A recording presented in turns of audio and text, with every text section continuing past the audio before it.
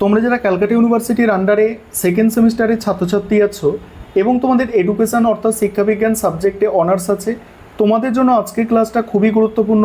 আজকের ক্লাসে তোমাদের সেকেন্ড সেমিস্টার শিক্ষাবিজ্ঞান অনার্সে যে দুটি পেপার পড়তে হবে, ডিএসসিসি 2 পেপার এবং এসএসসি 2 পেপার, এই দুটি পেপারের 100% কমনযোগ্য সাজেশান এবং সিলেবাস নিয়ে আলোচনা করব।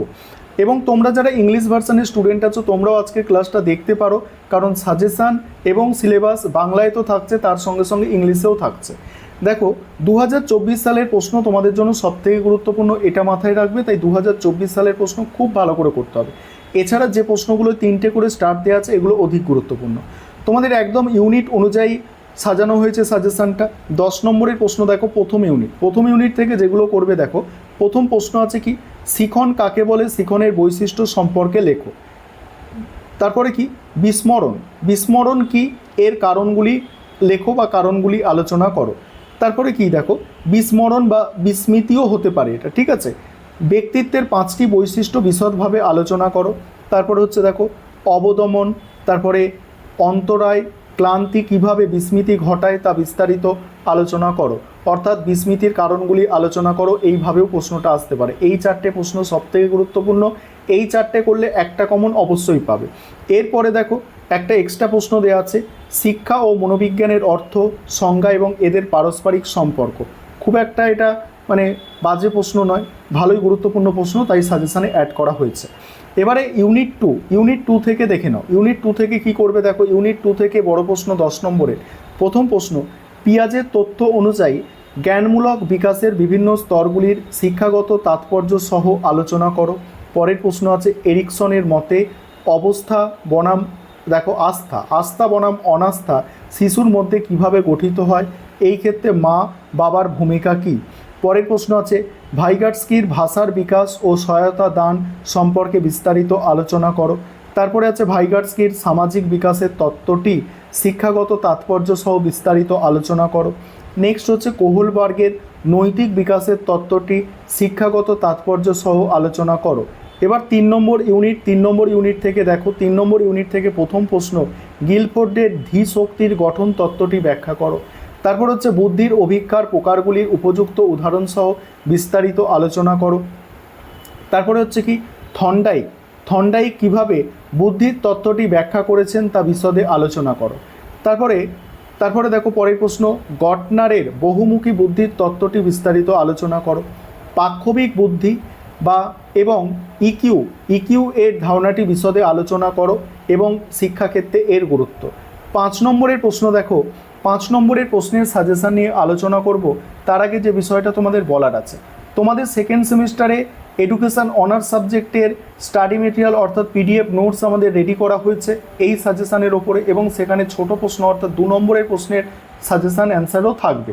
এবং তোমরা যদি কেউ পারচেস করতে চাও স্টাডি মেটেরিয়াল, অবশ্যই তোমরা স্ক্রিনে দেওয়া নম্বরে যোগাযোগ করতে পারো।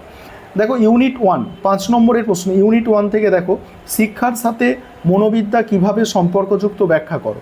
পরের প্রশ্ন, স্মৃতির উন্নতি করার যে কোনো 5টি উপায় উল্লেখ করো।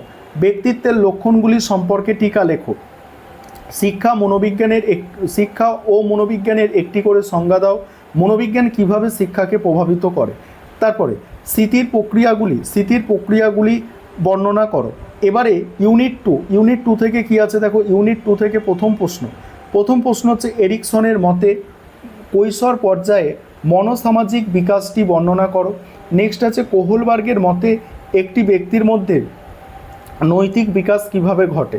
তারপরে কি আছে দেখো, তারপরে পিয়াজের জ্ঞানমূলক বিকাশের তত্ত্বের শিক্ষাগত তাৎপর্য সংক্ষেপে লেখো। নেক্সট আছে, ভাইগাটস্কির তত্ত্বের জেপিডি এবং স্ক্যানফোল্ডিং এর ধারণা সংক্ষেপে আলোচনা করো। এরিকসনের মতে মনোসামাজিক দ্বন্দ্ব কী। 3 নম্বর ইউনিট থেকে দেখো, শিক্ষাক্ষেত্রে বুদ্ধির অভিজ্ঞার 5টি ব্যবহার। পাক্ষবিক বুদ্ধির ধারণাটি সংক্ষেপে লেখো। স্পিয়ারম্যানের বুদ্ধির দ্বি-উপাদান তত্ত্বটি সংক্ষেপে ব্যাখ্যা করো। শিক্ষাক্ষেত্রে স্পিয়ারম্যানের দ্বি-উপাদান তত্ত্বটির অবদান কী। এরপরে কি আছে, বুদ্ধির ধারণা সংজ্ঞা প্রকৃতি সম্পর্কে সংক্ষেপে লেখো। এবারে তোমাদের এসএসসি 2 পেপার, এই পেপারের সাজেশান দেখো। পেপারটার নাম হচ্ছে অ্যাসপেক্ট অফ ডেমোক্রেটিক সিটিজেনশিপ, অর্থাৎ গণতান্ত্রিক নাগরিকত্বের ধারণা বা দিক। ঠিক আছে। এখানে 10 নম্বরের প্রশ্ন দেখো, ইউনিট 1 থেকে প্রথম প্রশ্ন আছে, ভারতীয় সংবিধানে বর্ণিত নাগরিকদের মৌলিক কর্তব্যসমূহ বিশদে আলোচনা করো। পরের প্রশ্ন আছে, গণতান্ত্রিক অধিকার বলতে কী বোঝো? বিভিন্ন প্রকার গণতান্ত্রিক অধিকার সম্পর্কে আলোচনা করো। তারপরের প্রশ্ন আছে, নাগরিকত্বের কর্তব্যের অর্থ এবং এর মূল নীতিগুলি বিস্তারিত আলোচনা করো। তারপরে মৌলিক অধিকার বলতে কী বোঝো? ভারতীয় সংবিধানে মৌলিক অধিকারের বৈশিষ্ট্য আলোচনা করো। এবারে দেখো, এবারে পরের প্রশ্ন কি আছে, সংবিধানে উল্লেখিত সাম্যের অধিকার লেখো এবং গণতান্ত্রিক অধিকার ও মৌলিক অধিকারের মধ্যে পার্থক্য। ইউনিট 2 থেকে 10 নম্বরের প্রশ্ন দেখো, প্রথম প্রশ্ন আছে, শিশুর জীবনে নির্যাতন ও সুরক্ষার অভাবের ফলাফল উল্লেখ করো। পরের প্রশ্ন, বিশ্ব স্বাস্থ্য সংস্থা বর্ণিত শিশু নির্যাতনের শ্রেণীবিভাগগুলি আলোচনা করো। তারপরে শিশুর অধিকারের প্রয়োজনীয়তা এবং শ্রেণীবিভাগ সম্বন্ধে বিস্তারিত আলোচনা করো। নেক্সট, শিশু সুরক্ষা বলতে কী বোঝো? শিশুদের সুরক্ষায় পস্কো আইনের ভূমিকা ও আইনি পদক্ষেপগুলি বিস্তারিত আলোচনা করো। পরের প্রশ্ন, শিশুর অধিকারের ধারণা বলতে কী বোঝো? বর্তমান সমাজে শিশুর সুরক্ষার ধারণা ও প্রয়োজনীয়তা ব্যাখ্যা করো। তারপরে হচ্ছে 3 নম্বর ইউনিট থেকে কি, গার্হস্থ্য হিংসায় শারীরিক তারপরে কি হচ্ছে, পাক্ষোভজনিত এবং অর্থনৈতিক নির্যাতন সম্পর্কে আলোচনা করো। পরের প্রশ্ন হচ্ছে, পুরুষ সুরক্ষায় গার্হস্থ্য হিংসা আইন 2005 মূল বিষয়সমূহ বিস্তারিত আলোচনা করো। তারপরে গার্হস্থ্য হিংসা প্রতিরোধের প্রয়োজনীয়তা কি, আর গার্হস্থ্য হিংসা আইন 2005-এর মৌলিক বৈশিষ্ট্য। নেক্সট হচ্ছে, গার্হস্থ্য হিংসা বা পারিবারিক সহিংসতা বলতে কী বোঝো? এর বিভিন্ন প্রকারগুলি উদাহরণসহ আলোচনা করো। তারপরে মানসিক হিংসা সম্পর্কে লেখো এবং পারিবারিক সম্পৃক্তি রক্ষায় আইনের ভূমিকা মূল্যায়ন করো। তারপরে 5 নম্বরের প্রশ্ন দেখো, 5 নম্বরের প্রশ্ন প্রথমে আছে ইউনিট 1 থেকে, সংবিধানে উল্লেখিত সাম্যের অধিকার লেখো। গণতান্ত্রিক অধিকার বলতে কী বোঝো? তারপরে আছে গণতান্ত্রিক অধিকার বলতে কী বোঝায়? ঠিক আছে, এখানে আছে, এটা হচ্ছে গণতান্ত্রিক অধিকার বলতে কী বোঝায়। এখানেও আছে, এই প্রশ্নটা একটু রিপিট হয়ে গিয়েছে, অর্থাৎ ডবল হয়ে গিয়েছে। ঠিক আছে, তারপরে ভারতীয় সংবিধানে উল্লেখিত মৌলিক অধিকারের 5টি বৈশিষ্ট্য, নাগরিকত্বের কর্তব্যের মূল নীতিগুলি সংক্ষেপে লেখো। তারপরে পস্কো আইন সম্পর্কে টিকা, শিশু অধিকারের ধারণা বলতে কী বোঝো? তারপরে আছে দেখো, শিশু সুরক্ষা বলতে কী বোঝো? সংক্ষেপে লেখো। শিশু নির্যাতনের শ্রেণীবিভাগ সম্পর্কে সংক্ষেপে আলোচনা করো।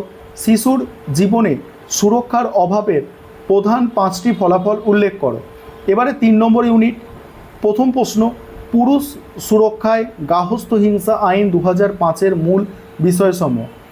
মানসিক হিংসা সম্পর্কে লেখো, মানসিক হিংসা। তারপর গার্হস্থ্য হিংসা বলতে কী বোঝায়? গার্হস্থ্য হিংসার প্রকৃতি সম্পর্কে সংক্ষেপে আলোচনা করো।